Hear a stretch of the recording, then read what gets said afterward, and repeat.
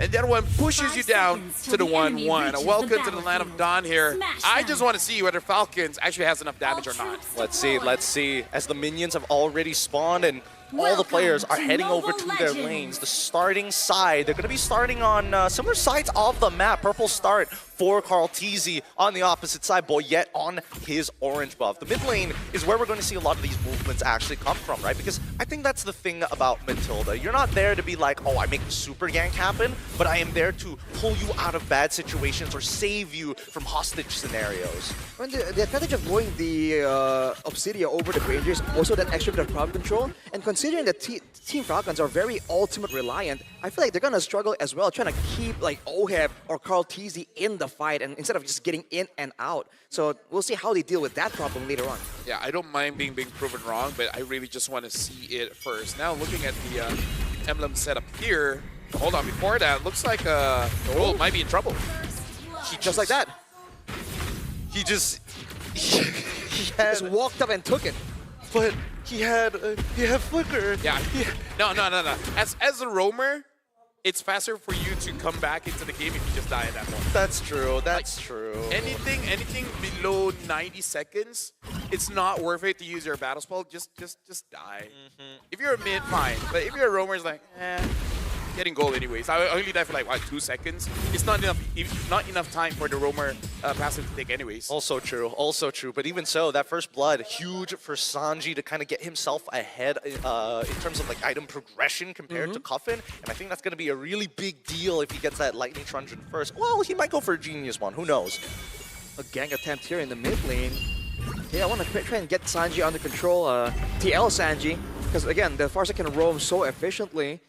And right now, at level 4, which team really has the advantage? Because in a continuous fight, I feel like TL might actually do okay. Oh, Sanford already using the flicker, and I feel like with Akai, you're more favored around the turtle. Because hold on, Sanji doing a lot of damage on Sanford. Yeah, they should just go for this kill off to Sanford so far. The Revitalize from JP saves his life. He's buying a little bit of time, doesn't get his passive off. And now JP has to back away. Call TZ trying to look for a trade, yet survives. Magic Worship, okay, the shield comes just in time. And now, as they make sure, no lethal ignition to worry about. And the taunt, no, it's too late. Boyette takes it, finds the first turtle and kills Daddy JP alongside it. I was about to say, Falcons made a mistake. They should 100% just go for the turtle, but they still got it. So, hey, not punished. Not punished. And Sanji's walking away with 2-0 Carl in his lane. Oh, wait, hold on. Whoa! Matilda Airlines already coming through. Carl survives, and Oheb making sure that Troll takes the punishment, forces the flicker. Here, Sanji in trouble now as we see that Coffin is able to find it on his own. Yo, that was Falcons. That was hot. We thought there might prove to be a problem in the macro department, in the cheese department, but in pure execution, a Red Tree win, almost a 1v1 outplay. Dude, Falcons are online. They are online, and they're going to keep on going. JP spots out the information. Purple buff once again being taken by Boyette. On the opposite side, though, Carl TZ doesn't seem like he's been able to find, or just a little bit short on that last hit. They're going on JP right now. He should be okay, right? Akai actually does do quite a lot of damage as a utility jungler, but yeah, looking at the items that's been built, having the Molten Essence on the Akai kind of does help out just a little bit when it comes to the early game here, because again, their draft really does not have a lot of damage, but if Cuffing continues to play the way that he's been playing, it looks like there won't be that big of a problem because he does have that Feather S-Strike. I think their mid-trio is walking around really well for the side of Team Falcons. I'm just trying to figure out whether or not Team Falcons is eventually going... Where's the conversion, right? Who are they going to eventually give the golden EXP to? Are they looking towards that Granger side, or might as well double down on Sanji since he already has 2, right? I think in theory it should still be the Granger, and so far they haven't been doing that. Even the gold buff earlier was taken by Boyette. So the gold buff advantage that the Granger usually enjoys, Sano isn't really benefiting from, but he does have the Sky Piercer, and a fight might come through here. They're looking for an opportunity, but Sanford is making sure that he does not get caught. Unsure who got that one, but it looks like Team Liquid, they are thinking of contesting for this one, but you got to be careful. Cuffin does have the boss on its side. Oh man, the heavy spin is also a big worry. Sanji still fighting against Sanford, and Kaltizi actually joins in and shows himself with Matilda on top of him. So around, oh wait, they actually jump double down on towards Sanford's side. They know it's like fighting him through the mud. Kaltizi wins out on the turtle take as Sanford has done his job, flickers away. Oh no! Gets pulled halfway across the world, and now the heavy spin comes on through to try and keep them underneath the turret. Sanford cancels it out, but it's too late. He's got backup from Sanji. Feathered airstrike stolen by Cuffin to turn things around, and now Troll and Boyette on the run as Cuffin must clean this fight up from JP and Sanji. Troll still playing in a hell of a game, making sure forcing out the AOG. Didn't know that the interaction worked like that, but either way, they still survive. Team Liquid won a lot for that one because, put this into perspective, Kaltizi got the turtle, went all the way down bot, killed Sado, kill goes over to Oheb, and then takes the jungle, both the green one as well as the buff. Team Liquid just like, I mean, like, if you want to fight, sure. Carl's just farming up. He's farming hard. And I think the best part about why Team Liquid is hold on, Feather Ash already coming out to deterrent, making sure that Daddy JP is going to be able to get out scot-free. He doesn't have his AOG back up yet. Yeah, and again, the scaling, I just want to see if they have enough damage, because at this point, Carl will eventually become a problem because he's farming up much faster compared to Boyette. And after this, Boyette has to be less stingy about his ult.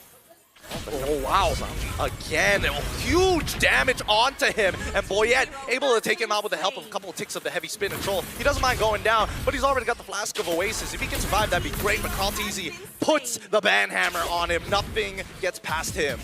But there's some moves here from Team Falcons to try and throw a curveball, to try and get something. But overall, Team Liquid, even if they don't really have the kill advantage right now, because of how efficiently they're rotating around the map and leaving fights, they don't mind seemingly losing the fight a little bit if it means they get greater benefits afterwards through farms, through rotations. And you can see the advantage 2K.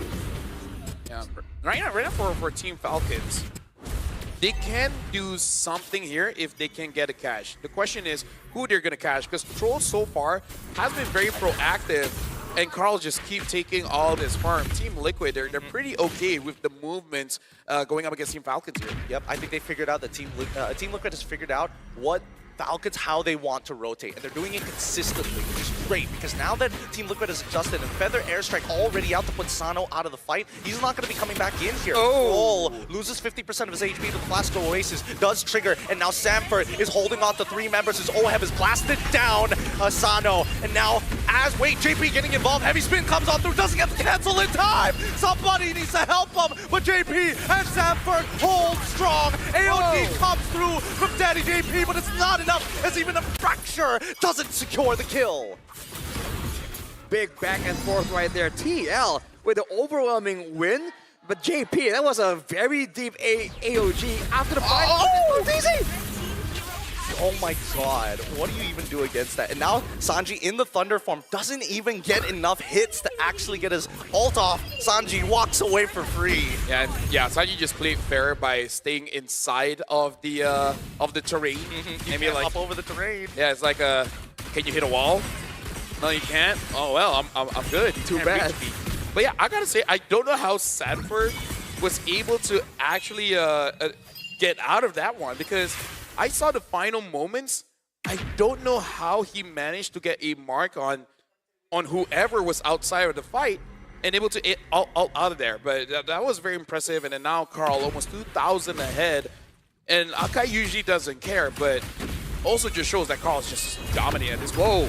Oh, Sanji now in trouble. Oh, Boyette, he misses the body slam. Oh, no. They start backing away. Troll in trouble. They only sacrifice him to minimize the damage. Even Sanji wasn't able to find that big engagement. At least for Team Liquid, Sanji, Farsa managing to flicker out just in time before things got dangerous. That was infuriating.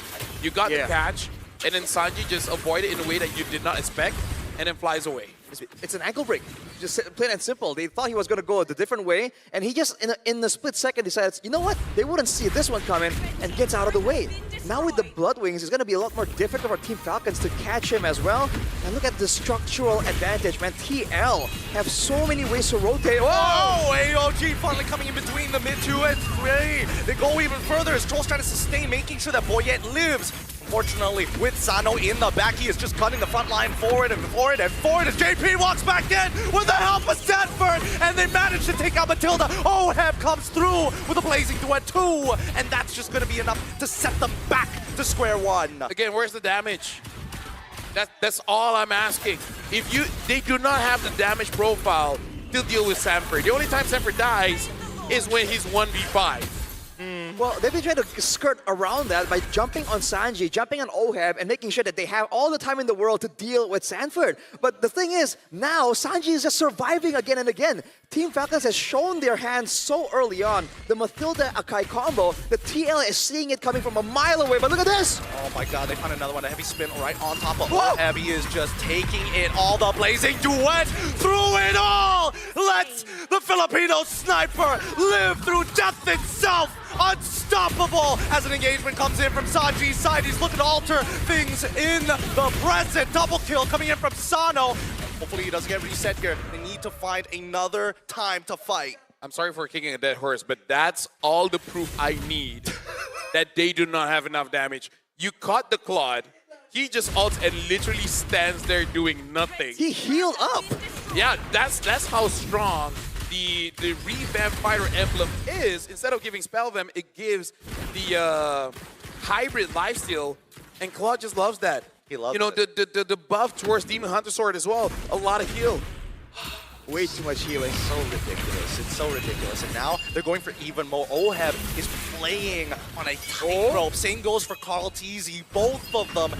Oh my goodness. He knew it was going to come, and he baits it out of Boyette. Oheb, he's going to try one more time. He's trying to get a reaction out of them. Every single time he BMIs out of there. This tightrope act, it's got to play a huge mental strain on Team Falcons. You see that, and now if you're Team Falcons, every single time you see an opportunity, it's in the back of your mind. What if this is a bait? What if they're just waiting for me to waste my resources? And that's the last thing you want to have happen against a team like TL, dude. They will outmaneuver you mentally, and they're still going for a bit of a siege here.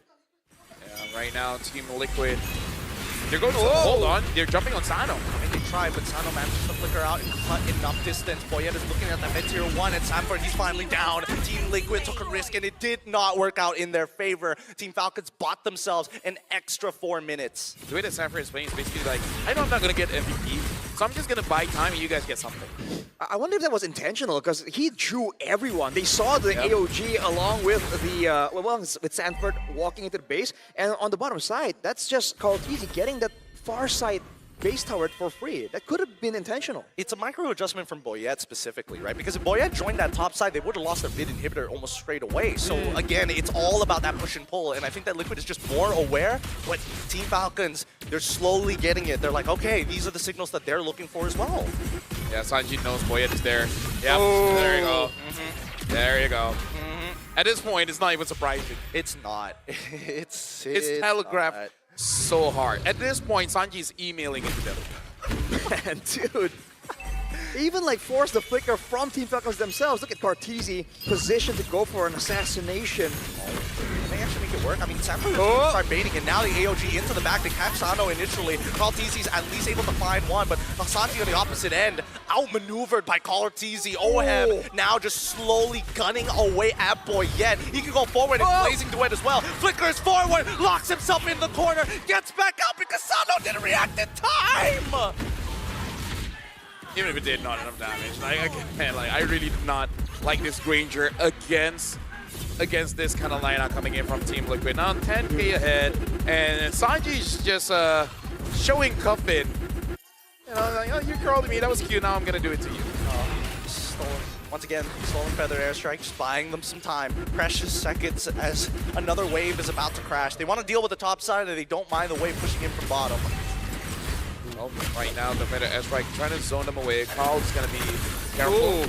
And Sanji, I guess the late game is probably the weakest point for Sora, because you don't have enough damage to execute like 1v1, and you don't have enough sustain to actually get everyone. Oh, hold on, Boyette misses it. I mean, he tries with a heavy spin to kind of buy some time, disrupt the upcoming waves. They know that the Lord is coming, and they know for a fact that the top tier 3 is going to fall. JP with the AOG already down. They're still waiting. Boyette, he does not have his ult just yet. Cuffin with the Stolen Feathered Airstrike will try and buy some time. Sanji himself responds with his own artillery. The waves are being managed very well as Team Falcons have no inhibitors, and now Sanford gets into the middle of the fight. Engagement coming in from the side of Sanji, only finds 2. It's not enough as JP takes him out, and now the rest of the Falcons are forced underneath as we see Team Liquid close out the game. GG, well played.